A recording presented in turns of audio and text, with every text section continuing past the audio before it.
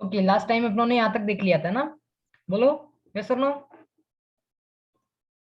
Yes sir. या okay, तो जितना भी अपनों ने अभी तक पढ़ा है ना, उसकी समरी पूरी ये है। तो you can refer TM mode और TE mode of the waveguide in the below table. ठीक है, दिस बिलो दिस टेबल। तो इसमें जितने भी कंपोनेंट्स हैं, जो जो भी फ्रीक्वेंसीज, सॉरी, जो भी cut off frequency, beta phase constant और your wavelength, cut off wavelength, phase velocity, all of the things are given in this table. ठीक है, तो you can refer. This is a kind of summary of this chapter. ठीक है, now some of the topics are remaining, we can cover it. तो एक start करते हैं अपन यहीं से। लास्ट टाइम अपनों ने जो टी मोड की बात करते हैं ना, तो टी मोड में इफ यू वांट, अभी अपनों ने जितनी भी इक्वेशंस देखी है वो सारी की सारी किस फॉर्म में है? देखो जल्दी बताओ देख के, फेजर फॉर्म में है ना, एस टर्म में। यहाँ पे आपको दिख रहा है ना फेजर फॉर्म। तो अपनों को जब इसे टाइम डोमेन में कन्वर्ट करना हो, इंस्टेंटेनियस फॉर्म में कन्वर्ट करना हो, तो अपनों को क्या करना होगा, e to the power j omega t से मल्टीप्लिकेशन करना होगा और उसके साथ रियल पार्ट का लेना होगा। ठीक है, तो सेम थिंग अपन अप्लाई करेंगे यहाँ पे। जो टर्म है e की पावर माइनस जे बीटा जेड, उसके साथ मल्टीप्लीकेशन होगा e की पावर j ओमेगा t का, और जैसे ही मल्टीप्लाई करेंगे दिस कम और रियल पार्ट जैसे लेंगे तो cos omega t minus beta Z picture में आ जाएगा। तो यू कैन ऑल, जैसे जैसे ये जेड के लिए लिया है ना टी मोड के लिए, as well as you can refer for TM mode और रिमेनिंग कंपोनेंट। ठीक है, वो पर्टिकुलर मोड के लिए यहाँ पे इन्होंने डिफाइन किया है। हाँ, for I think fundamental mode, for T10 mode यहाँ पे शो भी किया है इन्होंने। डोमिनेंट मोड इन्होंने लिया है TE10 mode, which is m बराबर 1 और n बराबर 0। तो पुट करके आप इन इक्वेशंस में पुट करके टी मोड की इक्वेशन निकाल लेना, फिर वहां से आप इसको टाइम डोमेन में कन्वर्ट कर सकते हो और you can say as instantaneous form में सारे फील्ड कंपोनेंट को रिप्रेजेंट कर सकते हो। और remaining component E Z E X E Y H Y ये जीरो हो जाएंगे because N is equal to zero. ठीक है, तो यू कैन रिफर। तो further if you want to plot this variation, you can refer this figure. Okay, तो यहाँ पे different different instantaneous variation the field component with respect to x, because this is the function like electric field in y direction, which is the function of x as well as z direction। ठीक है, z में तो आपका propagation हो रहा है और चूंकि ये आपका क्या कह सकते हैं आप इसे फंक्शन है x का, तो आप यहाँ पे वेरिएशन शो कर सकते हो डिफरेंट फील्ड कंपोनेंट की। कुछ नहीं करना है, सिर्फ आपको प्लॉट करना है। ठीक है, तो यू कैन प्लॉट इट। तो this is H Z component, तो H Z is equal to cos pi X into A. तो कोस का जो ग्राफ बनता है एज इट इज आप बना सकते हो। और व्हाट ये पॉइंट कौन सा होगा जहां पे जीरो होगा, pi X upon A is equal to pi by 2। ठीक है, कुछ नहीं, कोस का ग्राफ प्लॉट करना तो आपको आता ही है। आता है कि नहीं आता है, यस और no? Hello, anyone? Yes sir. Yeah, so you can plot it easy. Now further E Y component और ई जेड कंपोनेंट भी आप प्लॉट कर सकते हो। ठीक है, देखो यहाँ पे आप देख सकते हो कि अगर एच जेड का जो ग्राफ रहता है, अभी इन्होंने पीछे प्लस एक्स डायरेक्शन इधर लिया है ना, तो you can refer plus X direction. तो दिस फर्स्ट ग्राफ कोस का है, this is second graph sine का है, और this is third graph minus sine का है। Okay, because you can see this is plus sine, okay, और this is minus sine. ठीक है, so you can refer this variation of the field component for the T10 mode. Now further, if you want to represent the field lines for T10 mode corresponding to the component, ठीक है, तो you can figure this, refer this figure. This is waveguide end view, और आप बोल भी सकते हो कि this is front view, और साइड व्यू में कैसा होगा, टॉप व्यू में कैसा होगा। तो इस प्रकार के फील्ड वेरिएशन आएंगे T10 मोड में, अपना शो भी कर लिया था। ठीक है, तो डेड डैश लाइन और कंटिन्यूस लाइन क्या रिप्रेजेंट करती है, कंटिन्यूस लाइन रिप्रेजेंट करती है आपकी इलेक्ट्रिक फील्ड को, डैश डैश लाइन क्या रिप्रेजेंट करती है, मैग्नेटिक फील्ड को। ठीक है, तो इस प्रकार से वेरिएशन इसमें होता है। जैसे वेरिएशन होता है तो आपकी फील्ड जो रहती है, सॉरी, जो वेव रहती है, इस प्रकार से वेवगाइड के अंदर प्रोपोगेट करती रहती है इलेक्ट्रिक फील्ड और मैग्नेटिक फील्ड। ठीक है, this is your magnetic field, field है जो कि टॉप व्यू में शो की गई है, और this is the direction of propagation, Z direction में आपकी वेव बढ़ रही है। तो यहाँ पे आप देख सकते हो कि this is the high dense area और this is low dense area. Similarly this is high, this is low. तो इस प्रकार से वेव प्रोपोगेट होती जाती है। ठीक है, ओके। और क्या रह गया, चलो एक क्वेश्चन देख लेते हैं। इसमें क्वेश्चन में आप सिंपल ही, आप कुछ नहीं करना है, फॉर्मूला यूज करना है डायरेक्टली। तो फॉर्मूला आप कैसे यूज करोगे, क्या बोल रहा है, rectangular waveguide with dimension a is equal to 2.5 centimetre दिया है और b is equal to 1 centimetre दिया है। ठीक है, आपको पहले सेंटीमीटर को कन्वर्ट करना पड़ेगा किसमें, जल्दी बताओ। मीटर में। यस, मीटर में, बाय मीटर में, because we are taking all the unit in SI unit. Okay, तो एसआई यूनिट को अपनों को, ये जितने भी अपनों डेरिवेशन किए वो एसआई यूनिट के हैं, सब मीटर पर सेकंड में आते हैं, इसलिए अपनों को सेंटीमीटर में को मीटर में कन्वर्ट करना पड़ेगा। तो सेंटीमीटर को मीटर में कन्वर्ट करने के लिए क्या करना पड़ेगा, 1/100 का डिवाइड कर देना। ठीक है, तो ये मीटर में कन्वर्ट हो जाएंगे। और इसने operating below the 15.1 gigahertz, it means जो ऑपरेटिंग फ्रीक्वेंसी है f इज इक्वल टू कितना है, 15.1 गीगाहर्ट्ज। क्लियर है। अब ये पूछ रहा है कि हाउ मेनी टी और TM modes can be waveguide transmit if the guide is filled with a medium characterized by sigma is equal to 0, epsilon is equal to 4 epsilon naught or mu r is equal to 1. It means non-magnetic media is given. Okay, and with dielectric constant कितना है 4 और इसका sigma कितना है, conductivity of the medium 0. तो calculate the cut off frequency of the modes, तो कितने सारे मोड्स आ सकते हैं, देखो उन्होंने ऑपरेटिंग फ्रीक्वेंसी 15.1 गिवन है। तो सबसे पहले आपको क्या कैलकुलेट करना पड़ेगा। अब देखो यहाँ पे जो आपके पास एम और एन की जो कट ऑफ फ्रीक्वेंसी का जो फॉर्मूला होता है वो क्या होता है, एफ सी एम एन से भी रिप्रेजेंट कर सकते हो, क्योंकि एम और ए स्क्वायर से यहाँ पे एम और एन दोनों के प्रोपोर्शनल होता है। ये तो फॉर्मूला पता है ना, कल लास्ट टाइम ड्राइव भी किया था, ये सर ना। Yes sir. यू डैश क्या है सर वो velocity. Velocity in medium actually, u dash yes yes sir. Sir. है ना, बिकॉज यू डैश को you can represent as c by under root mu r epsilon r. Okay, तो mu r की value कितनी दी हुई है यहाँ पे 4 दिख रही है आपको 4, और epsilon r sorry mu r की वैल्यू तो 1 दी हुई है और एप्सिलॉन आर की वैल्यू कितनी है 4। क्लियर है, तो आपको यहाँ पे पुट करना पड़ेगा। तो फर्दर आप सबसे पहले क्या करना, इस सबको सोल्व कर लेना, यू डैश बाय 2 को सोल्व कर लेना, यू डैश बाय, जिसे यहाँ पे इसको सोल्व करने का भी तरीका है यहाँ पे बताया इन्होंने, तो आप यू कैन रिफर इट। तो डायरेक्टली आप जब इसे रिफर करोगे तो क्या बनेगा, c/2। ठीक है, c/2, सी की वैल्यू कितनी है 3 × 10⁸, क्योंकि एप्सिलॉन आर बराबर 4 है तो रूट से बाहर निकलेगा तो 2 आ जाएगा, और सी की वैल्यू 3 × 10⁴ है तो 1.5 समथिंग आएगा, है ना। तो आप यहाँ पे सारी वैल्यू रख देना, और आप ऐसे भी निकाल सकते हो, इसको फॉर्मुलाइज कर सकते हो, फिर डिफरेंट डिफरेंट एम और एन की वैल्यू इस प्रकार का फॉर्मूला बना लेना। ठीक है, ये फॉर्मूला बन गया। अब आपको क्या करना है, सिर्फ और सिर्फ एम और एन की वैल्यू पुट करनी है। जो एम और एन की वैल्यू ऐसी पुट करनी है जो 15.1 की जो वैल्यू है उससे आपको देखना है, उससे बिलो नहीं जाए, उससे आगे नहीं जाए। ठीक है, अपनों को बिलो से ही कट ऑफ फ्रीक्वेंसी लेना है। ठीक है, तो different different cut off frequency you can calculate at like 20, 30, 40, 50 और 60। ठीक है, तो और सिमिलरली आप फॉर टीएम मोड के लिए भी आप कर सकते हैं, क्योंकि एक ही चीज इसमें दोनों में एग्जिस्ट करती है। टी मोड और टीएम मोड के लिए जो कट ऑफ फ्रीक्वेंसी रहती है बोथ में सेम रहती है, ये आपको ध्यान है, तो इसलिए आप दोनों मोड के लिए एक ही फ्रीक्वेंसी कैलकुलेट कर सकते हो। ठीक है, ये फॉर्मूला बन गया। अब आप एम और एन की वैल्यू को पुट कर सकते हो। गीगाहर्ट्ज में कैसे बनाओगे, चलो मैं बता देता हूँ आपको थोड़ा सा। This is F C M N. ठीक है, यहाँ पे c/2 की वैल्यू अब मैं डायरेक्ट रख रहा हूँ 3 × 10⁸। ठीक है, दिस इज 3/10⁸ डिवाइड बाय 2 चल रहा है, अंडर रूट में क्या चल रहा है m/a² और n/b²। ठीक है, नाउ अब यहाँ पे आपको क्या करना है, इसको गीगा में बनाना पड़ेगा। तो ये गीगा में बनाने के लिए क्या जरूरत है, इसको 10 की जरूरत है, तो 10 का डिवाइड कर दो, 10 का मल्टीप्लाई कर दो। ठीक है, तो 10 का डिवाइड किया तो ये कितना हो जाएगा 3/20, और ये कितना हो जाएगा 10⁹9।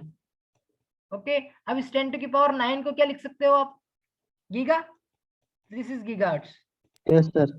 है ना। इस प्रकार से आपको बनाना पड़ेगा। तो 3/20 ये कोफिशिएंट आगे रह जाएगा। उसके बाद आपको क्या कॉमन निकालना है, देखो इन्होंने भी कॉमन निकाल रखा है, क्या निकाल रखा है कॉमन में, इन्होंने a² कॉमन निकाल रखा है ना, तो a² आप कॉमन निकाल सकते हो। तो फर्दर इसमें से a कॉमन निकालोगे तो क्या हो जाएगा 1/a हो जाएगा, this quantity 1/a, under root में क्या रह जाएगा m², और चूंकि अपनों ने डिवाइड में किया तो यहाँ पे मल्टीप्लीकेशन में आ जाएगा, तो a/b इंटू एन का whole square, okay, this quantity, और this is equal to gigahertz, ठीक है। फर्दर ए की वैल्यू आप पुट कर सकते हो, ए बराबर दिया हुआ है, ए बराबर कितना दिया हुआ है, you can refer, A is equal to something 2.5 centimetre है ना, तो 2.5 सेंटीमीटर को कैसे लिखोगे, 2.5 डिवाइड बाय 100 मीटर, क्लियर है। अब जैसे आप पुट करोगे इसको यहाँ पे, सिमिलरली बी का भी, बी को भी पुट कर लो, ए बाई बी। अब चूंकि ए बाई बी का रेशो निकाल लो, A upon B is equal to कितना होगा, ए बाई बी यहाँ पे देखो 2.5 अपॉन 1 सेंटीमीटर, तो यहाँ पे सेंटीमीटर तो सेंटीमीटर कट जाएगा because it is in ratio, ठीक है, तो उसमें कन्वर्ट करने की जरूरत नहीं रहेगी, तो ये कितना हो जाएगा 2.5। तो इस प्रकार से आपको फॉर्मूला बनाना है, तो यहाँ पे पुट करो 3/20 into 100 divide by 2.5 under root of M square plus ये कितना हो जाएगा 2.5 कितना होता है 25 का स्क्वायर 6.25 है ना, 6.25 एन स्क्वायर, और this quantity is gigahertz, in gigahertz, clear है। अब इसको भी सोल्व कर लो आप, कितना आ रहा है ये, एक जीरो से एक जीरो कट गया, ठीक है, पॉइंट हटा तो ऊपर जाएगा, तो कितना हो जाएगा 300 अपॉन 50, ठीक है, एक से एक भी कट जाए तो 530, तो ये 6 के समथिंग आ रहा है ना, तो this quantity is equal to 6 only, तो ये पूरा 6 अंडर रूट ऑफ में M square plus 6.25 N square gigahertz is equal to FCMN। तो फॉर डिफरेंट मोड के लिए आप कट ऑफ फ्रीक्वेंसी का फॉर्मूला आपने ड्राइव कर लिया for the given value of A and B, clear है। इस प्रकार से आपको फॉर्मूला ड्राइव करना है। फर्दर आपको क्या पूछ रहा है, अब जो पूछ रहा है उसको आप बता सकते हो। यहाँ पे दो लगता है कुछ गड़बड़ हो गई क्या, ओ सॉरी सॉरी सॉरी सॉरी, एक मिनट, नो सर, अपनों ने डाइलेक्ट्रिक की वैल्यू नहीं रखी, आई थिंक, है ना। डायरेक्टली रखे थे सर 3.9। नहीं डाइलेक्ट्रिक की नहीं रखी ना, under root mu r epsilon r, yes sir. है ना। तो म्यू आर, क्योंकि C/2 में तो C/2 पहले से रहता है फॉर्मूला में, देखो C/2 तो पहले से रहता है ना, 2, तो अपने डाइलेक्ट्रिक की वैल्यू नहीं रखी है, तो डाइलेक्ट्रिक का कितना है, डाइलेक्ट्रिक 4 है, 1 इंटू 4, 1 इंटू 4, तो ये कितना हो जाएगा, अंडर रूट से बाहर निकलेगा 2, तो 2 का डिवाइड करना पड़ेगा आपको सब में, तो यहाँ पे भी 2 का डिवाइड हो जाएगा, यहाँ पे भी 2 का डिवाइड हो जाएगा, थ्रू आउट दी 2 का डिवाइड होगा, तो यहाँ पे भी 2 का डिवाइड होगा, ठीक है। तो यहाँ पे मैं अलग से लिख रहा हूँ 2 का डिवाइड, तो ये कितना हो जाएगा 3, क्लियर है आपको, बोलो। Yes, sir. या तो आपको इस प्रकार की मिस्टेक नहीं करनी है ना, तो ये आपको ध्यान रखना है, वो डाइलेक्ट्रिक की वैल्यू, सबकी वैल्यू आपको फॉर्मूला में रखना है ना, तब जाके आप उसको कैलकुलेट करना। अभी देखो अपने सी की वैल्यू डायरेक्ट रख दी थी, मीडियम में आपको कैसे कैलकुलेट करना होता, 3 × 10⁸ अपॉन, ठीक है, under root mu r epsilon r, इस प्रकार से कैलकुलेट करना है, हमेशा ध्यान रखना है ना। फिर आपको पुट करना है epsilon r is equal mu r is equal to 1, epsilon r is equal to 4, फिर इसको अंडर रूट को सोल्व करेंगे तो कितना आएगा 2, तो ये कितना हो जाएगा 3 × 10⁸ ठीक है, this quantity is equal to this, और फिर आपको सोल्व करना है, ठीक है। तो ये फॉर्मूला अपनों ड्राइव कर लिया। फर्दर आप क्या करना है इसके बाद, अब देखो क्या पूछ रहा है, we are looking for FCM is lesser than 15.1 gigahertz. अब देखो यहाँ पे उन्होंने बोला भी है कि operate below 15.1 gigahertz, it means क्या चाहिए उसको, FCM must be less than 15.1, तो अपनों को ऐसी वैल्यू कैलकुलेट करना है, ऐसी वैल्यू डालनी है M और N की कि आपकी जो फ्रीक्वेंसी आए वो लेसर देन हमेशा आए 15.1। तो कैसे आएगी, डिफरेंट M और N की वैल्यू आपको डिसाइड करना पड़ेगा। Let first see the dominant mode T01, तो आप फिर धीरे धीरे फर्दर इसको M और N को इंक्रीज करना, ठीक है। तो आप जैसे FC01 की फ्रीक्वेंसी कैलकुलेट करोगे तो यहाँ पे 0 और N पुट करो, तो यहाँ पे M बराबर 0 हो जाएगा और N बराबर 1 हो जाएगा, तो 6.25 बाहर निकलेगा तो कितना आ जाएगा 2.5 का मल्टीप्लीकेशन 3 में करोगे तो कितना आएगा 7.5 गीगाहर्ट्ज, क्लियर है, बोलो। हेलो, एनीवन, नहीं पता चला, हेलो, यस सर। पता चल गया ना कैसे किया कैलकुलेट,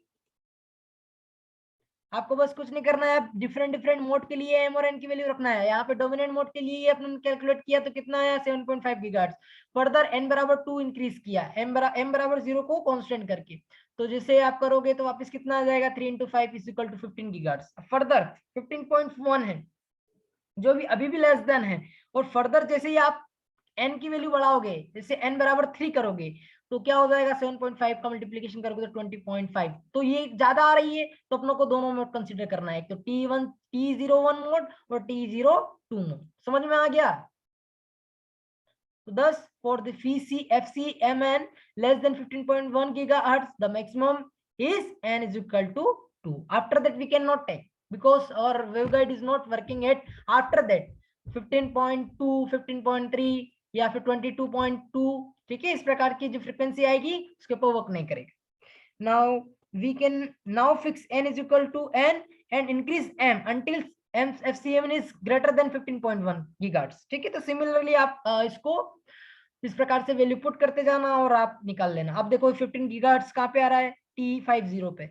उसके बाद आप जिसे इंक्रीज कर रहे हो तो 18 गीगाहर्ट्ज आ रहा है, तो उसके बाद आपको नहीं लेना है, ठीक है। फिर आप डिफरेंट डिफरेंट वैल्यू के लिए आप इसको दोनों को आप वेरी कर सकते हो, ठीक है, 21 कर सकते हो। अब देखो यहाँ पे हमेशा ध्यान रखना है आपको कि TM1 का जो टी मोड रहता है, टी मोड का फंडामेंटल मोड 0-1 पे भी वर्क करता है, और आप इसको जर्नलाइज करके इसे भी लिख सकते हैं T0N और TM0, ठीक है। ये इस पे भी एग्जिस्ट करता है और इस पे भी एग्जिस्ट करता है। किस पे एग्जिस्ट करता है? TMN पे। लेकिन TM मोड में क्या होता है? TM मोड में ऐसा नहीं होता है। TM मोड में या तो M रहेगा और N भी रहेगा, पर TM0N भी एग्जिस्ट नहीं करेगा और TM0 भी एग्जिस्ट नहीं करेगा। क्लियर है? ये दोनों एग्जिस्ट नहीं करेंगे, ठीक है। इसलिए अपनों ने यहाँ पे TM, यहाँ पे देखो 20 के साथ TM नहीं लिखा हुआ है, दिख रहा है आपको? No sir. है ना? अरे यहाँ पे देखो TE20 लिखा हुआ है, इसके पास में जस्ट 2 TM नहीं लिखा हुआ है ना। जब अब यहाँ पे जैसे 1-2 कर रहे हैं, 2-1 कर रहे हैं, 2-3-1 कर रहे हैं, तो यहाँ पे TM भी लिखा हुआ है, because it is fundamental mode. क्या होता है इसका? लोवेस्ट मोड ही TM का 1-1 होता है, इसके बाद से ये इंक्रीज करना स्टार्ट करता है। यानी कि दोनों वैल्यू आपकी एग्जिस्ट करनी चाहिए, M भी करनी चाहिए, N भी करनी चाहिए फॉर TM के लिए, लेकिन TA के लिए केवल सिंगल वैल्यू में काम चल जाता है। ओके, तो फर्दर आप different different value of M और N की रखते हुए आपको कैलकुलेट करना है, और फिर आपको कुछ नहीं करना है कि एक्सिस लेना है, फिर एक्सिस पे सारी जितने भी अपनों ने किए हैं ना उसको इस प्रकार से रिप्रेजेंट करना है। तो दो cut off frequency of rectangular waveguide is with A = 2.5, इस प्रकार से रेशियो भी आप ले सकते हो। उन्होंने लास्ट टाइम रेशियो लिया था, ठीक है, ये रेशियो लिया था A/B = A बराबर B = 2.5 अपॉन A, तो A = कितना हो जाएगा 2.5B। तो इसको ऐसे भी एक वेवगाइड को इस प्रकार से भी रिप्रेजेंट कर सकते हो। हमेशा एक चीज और आपको माइंड में रखना है कि जो वेवगाइड का जो डायमेंशन रहता है वो हमेशा A > B भी रहता है और सम टाइम A B भी रहता है, ठीक है। लेकिन मैक्सिमम केसेस में जो रहता है हमेशा आपका वेवगाइड जो रहता है A = हमेशा जैसे A = 4 है तो B बराबर हमेशा इसका आधा रहेगा। कितना रहेगा? 2 रहेगा। तो इसका मतलब क्या है कि जो B की वैल्यू रहती है वो हमेशा A/2 रहती है।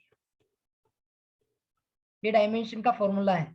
कभी आपको नहीं पता चल रहा है, जैसे A बराबर आपको दे दिया है कितना 6 दे दिया है, तो B बराबर आपको पता नहीं है, लेकिन डिफॉल्ट आपको क्या लेना है, B = 3 लेना है, हमेशा उसको ऑफ कर देना। क्लियर है? This is another thing. Okay, तो हम लोगों ने एक न्यूमेरिकल देख लिया है। सिमिलरली आप कंसीडर द वेवगाइड, यहाँ पे ये इसी वेवगाइड को उन्होंने कंसीडर करके एग्जांपल दिया है कि आप फर्दर इनके लिए डिफरेंट डिफरेंट बीटा वेलोसिटी और टी मोड के लिए intrinsic impedance, similarly TM mode के लिए इंट्रिंसिक इंपेडेंस, सारी चीजें कैलकुलेट करो। अब देखो यहाँ पे TM मोड का जो इंट्रिंसिक इंपेडेंस आया है वो हमेशा लेसर देन रहेगा, ये हमेशा ध्यान रखना। जब 194.4 आ रहा है किसका, ईटा टी, और यहाँ पे कितना आ रहा है ईटा TM 158, जो कि टी मोड का इंट्रिंसिक इंपेडेंस हमेशा बड़ा रहता है। लास्ट टाइम फिगर में भी अपने देख लिया था, यहाँ पे भी देख सकते हो आप, ये देखो ये फिगर बना हुआ है। तो यहाँ पे हमेशा intrinsic impedance greater than, T mode का हमेशा ग्रेटर देन रहता है TM से, कभी आपके विकल्प भी आते हैं तो आप उसको इस प्रकार से बता सकते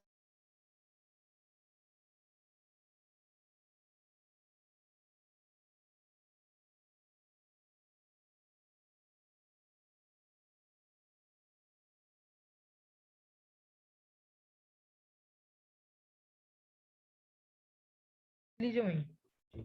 हेलो, आवाज आ रही है ना? बीच में आपकी आवाज चली गई थी।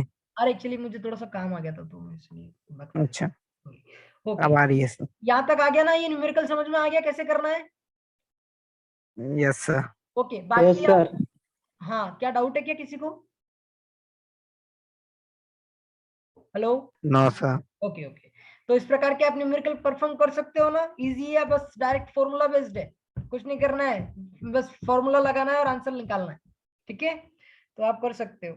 अब right the general instantaneous field. अब देखो क्या बोल रहा है, इंस्टेंटेनियस फील्ड बोल रहा है, तो आपको हमेशा ध्यान रखना रियल पार्ट लेकर ई पावर जे ओमेगा टी के साथ मल्टीप्लीकेशन करके आपको लेकर आना है। हमेशा ध्यान रखना, आपको जब भी लाओ ना तो इस प्रकार से आपको सारी इक्वेशन फॉर्म करनी पड़ेगी। ठीक है, कर सकते हो? बोलो यस और यस नो। सर। हाँ, जी सर।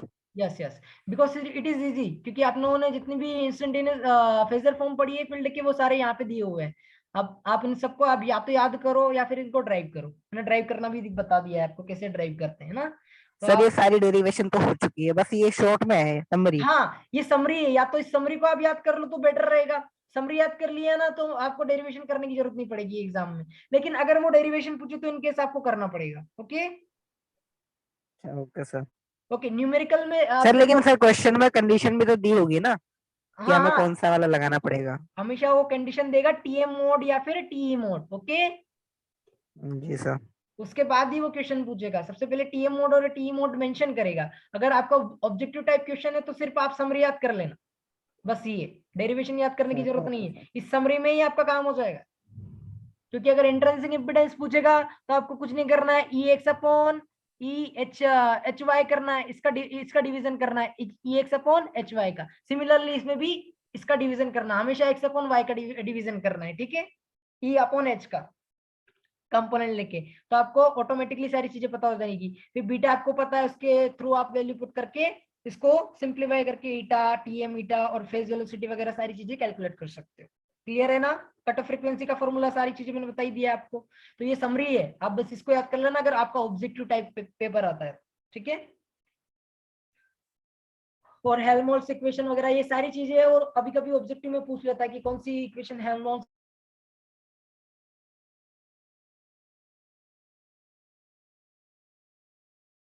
हेलो, आवाज आ रही है ना? Yes sir. Okay, I am sorry, actually connection interrupt हो गया था। ओके, तो आप ये भी ड्राइव कर सकते हो इजी। आपको डाउट तो नहीं है ना इसमें? डाउट है तो पूछ लो अभी। No sir. सर एक बार कर लेंगे, एक बार क्वेश्चन इससे रिलेटेड, फिर हाँ, जो आप एक डाउट बार होगा फिर पूछ ट्राई लेंगे आप। करना, अगर नहीं आता तो मैं बैठा हूँ कहीं, जा ही नहीं रहा हूँ ना, तो आप मुझसे पूछ सकते हो। ओके, अब देखो इस प्रकार के फील्ड कंपोनेंट ओके आते सर। हैं आपके पास। डायरेक्टली क्वेश्चन कैसे आता है, इस प्रकार के आता है 850 गीगाहर्ट्ज एंड एयर फील्ड बोला है, यानी कि डाइलेक्ट्रिक क्या है उसका, मीडियम क्या है, sigma is equal to 0। Air field का एप्सिलॉन आर कितना होता है 1, म्यू आर कितना होता है 1। तो इस प्रकार से डायरेक्टली वो बोल देगा, तीन मीडियम को डिफाइन कर दिया। Air field 5 cross centimetre into 2 centimetre, इसका मतलब क्या है, ए बराबर 5 सेंटीमीटर है और बी बराबर कितना है 2 सेंटीमीटर है। क्लियर है? ओके, और वेव गाइड है से कौन सी इक्वेशन दी हुई है, इजेड एस, इसका मतलब कौन सा मोड है, जल्दी बताओ इसको देखते हुए। बोलो यार, किसी को नहीं पता चला क्या? हेलो, क्या सर? इसका मोड कौन सा है, इस इक्वेशन को देख के बताओ फटाफट। फील्ड कंपोनेंट कौन सा दिया हुआ है, इजेड एस, टी मोड है कि टीएम मोड है?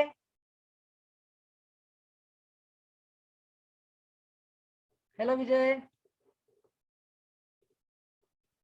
आवाज आ रही है क्या? नहीं आ रही? देखो इजेड एस आपको दिया हुआ है उसने, Z S is equal to कितना दिया है, दिस क्वांटिटी 20, फिर समथिंग साइन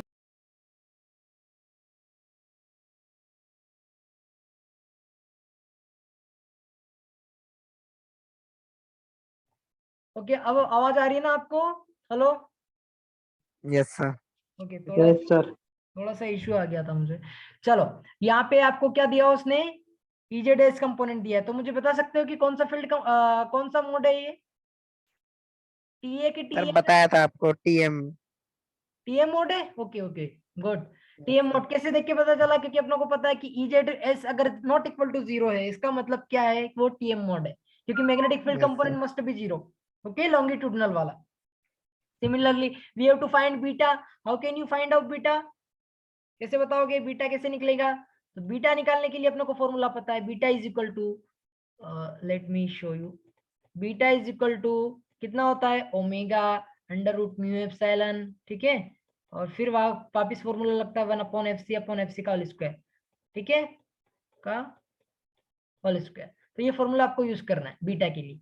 तो बीटा को फाइंड आउट करने के लिए इसमें फ्रीक्वेंसी दी है क्या? हाँ, ऑपरेटिंग फ्रीक्वेंसी कितनी है? 50 गीगाहर्ट्ज। तो आपको क्या फाइंड आउट करना है? Cut off frequency. ये तो पता है, एफ पता है, एफसी फाइंड आउट करना है। तो एफसी कैसे निकलेगी जल्दी बताओ? एफसी का फॉर्मूला लगेगा बड़ा वाला, FC is equal to C upon, चूंकि यहाँ पे उसने मीडियम कौन सा दिया है? एयर मीडिया दिया है, तो म्यू आर एप्सिलॉन आर की वैल्यू कितनी हो जाएगी? 1। तो दिस 2 मल्टीप्लाई 1 हो जाएगा, अंडर रूट में क्या हो जाएगा? M square plus N square, M square plus C का whole square plus N by B का होल स्क्वायर, ठीक है।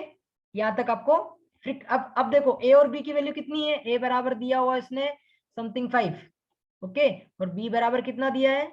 देखो सेंटीमीटर में कितना दिया है?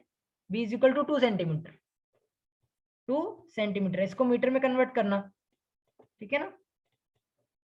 नाउ, तो अब मैंने बताया था लास्ट टाइम, ऐसे एसएटी से आपको फॉर्मूला बनाना है। c is equal to c/2 करोगे तो कितना हो जाएगा? आप c की भी वैल्यू पुट कर लो, c into 10⁸ okay, divide by 2। अब यहाँ पे a कॉमन निकाल लेना आप सबसे पहले।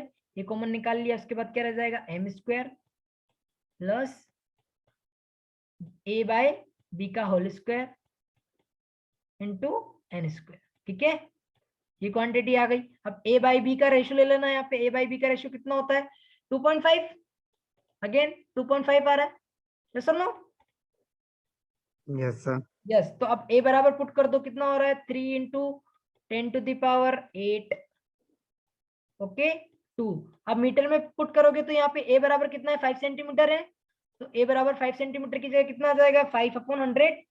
तो यहाँ 5 तो बटे में 100 का ऊपर चला जाएगा, ठीक है। क्लियर है ना ये तो? और this is Yes, N sir. Square plus a by B का रेशियो कितना आ रहा था? 2.5 का whole square into N square, ये क्वांटिटी, ओके। नाउ अब इसे सोल्व करोगे तो कितना आएगा? 5 दूनी 10, 10 से 1 0 कट जाएगा। अब ये 10 और 10⁸8 कितना हो जाएगा? गीगा। 10⁹9, तो 3 गीगा हर्ट्ज। तो यहाँ पे आ गया। और इसका कोफिशिएंट कितना आ रहा है? एम स्क्वायर प्लस 2.5, अरे यार तो मोस्ट चल नहीं रहा है इसका, इंटू एन स्क्वायर, ठीक है। अब m और n की वैल्यू अपनों को फाइंड आउट करना है। वो कैसे करेंगे? देखो अपनों इन्होंने फील्ड कंपोनेंट दिया हुआ है। क्या दिया हुआ है? साइन 40πx और साइन 50πy। ये अपनों को पता है क्या है? जल्दी बताओ। क्या सर? साइन 40πx और साइन 50πy। अपनों को इसको कंपैरिजन करना पड़ेगा स्टैंडर्ड इक्वेशन से। तो आपकी स्टैंडर्ड इक्वेशन क्या होती थी? ई नॉट साइन इजेड की जो इक्वेशन होती थी M pi X M by A, ठीक है, एक्स A, के अपॉन yes, में sir. है ना। इसी प्रकार से फिर वापस से sine N pi Y By B. B, ठीक है। और e to the power minus gamma जो भी इसमें रहता था, बीटा या जो भी दिया है। अगर इसमें प्रोपोगेशन हो रहा है तो यहाँ पे बीटा रहेगा, J beta, okay, this is J beta, ठीक है। अब इससे आपको कंपैरिजन करना है किससे? देखो क्या दिया है, पहला वाला कोफिशिएंट कितना है? 40πx दिख रहा है आपको? Yes, sir. यस, तो पुट करो 40πx, तो यहाँ पे कितना हो जाएगा? M pi upon A is equal to 40π, और यहाँ पे इसी प्रकार से N pi by B is equal to कितना दिया हुआ है उसने 50 पाई, है ना? यस और नो? Yes sir. यस। तो आपको इस प्रकार से यहाँ पे ए और बी की वैल्यू फाइंड आउट करना है। अब क्या करना है, पाई से पाई कट जाएगा तो m बराबर कितना आ जाएगा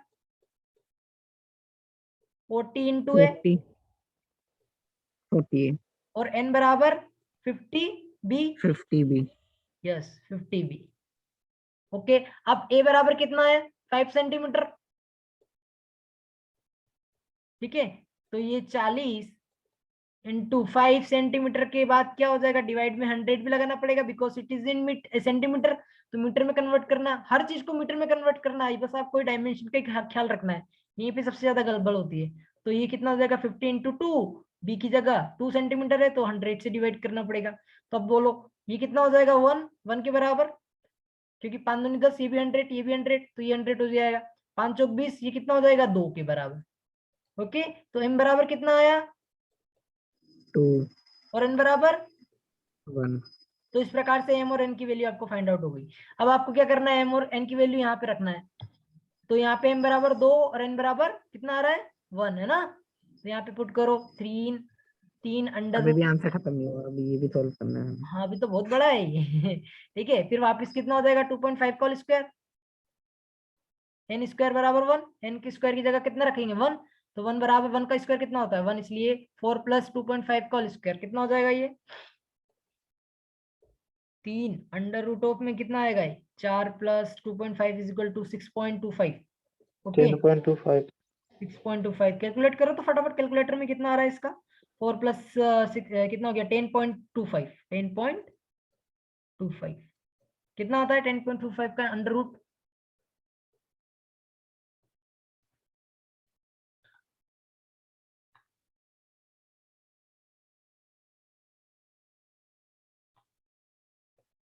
10.25 अंडर रूट सर 3.2 आ रहा है, 3.20।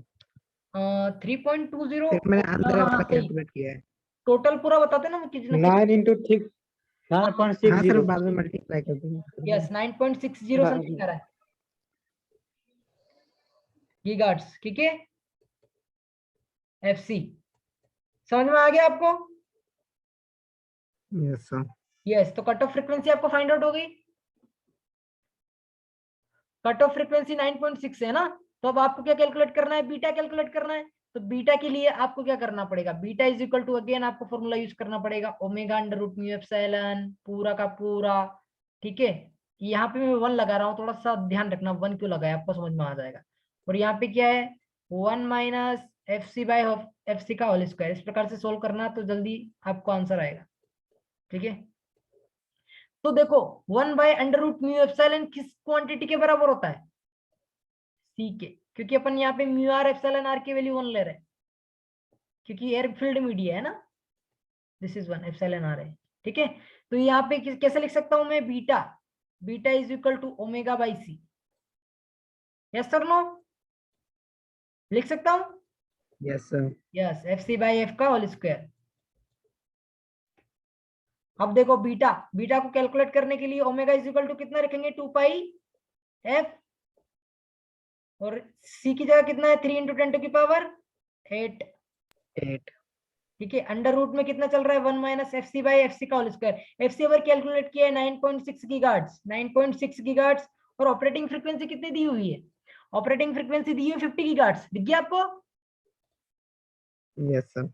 हाँ, तो यहाँ पे 50 गीगाहर्ट्ज रख देंगे, दिस इज 50 गीगाहर्ट्ज, गीगाहर्ट्ज से गीगाहर्ट्ज कट जाएगा और इसका स्क्वायर हो जाएगा। ठीक है, अब आपको क्या करना है, इसको थोड़ा सोल्व करना है। तो अब 2 पाई एफ, एफ की जगह कितना रखेंगे जल्दी बताओ, बोलो यार, क्या सर? एफ की जगह कितना रखेंगे? एफ की जगह अगेन दी यार होगी सर। 50 गीगाहर्ट्ज ना, अच्छा 50, हाँ sir. Y 10 because raise to power 9। Operating frequency is the same 50 gigahertz, तो एफ यहाँ पे भी एफ है और यहाँ पे भी एफ ही है, बात बराबर ही है, हमेशा ध्यान रखना है आपको। Yes sir. ठीक है, और ये कितना हो जाएगा, ये कोफिशिएंट हो जाएगा, इसको कैलकुलेट करो तो फटाफट 9.6 अपॉन 50 का होल स्क्वायर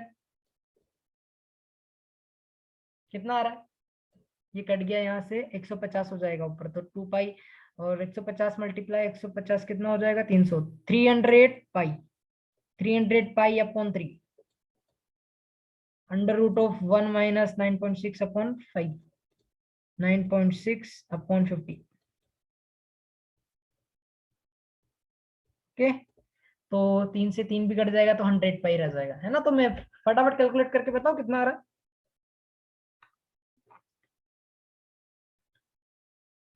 6 अपॉन, सर ये अंदर की वैल्यू तो 0.36 आ रही है, एक बार और मैं चेक कर लेता हूँ। हाँ कर लो।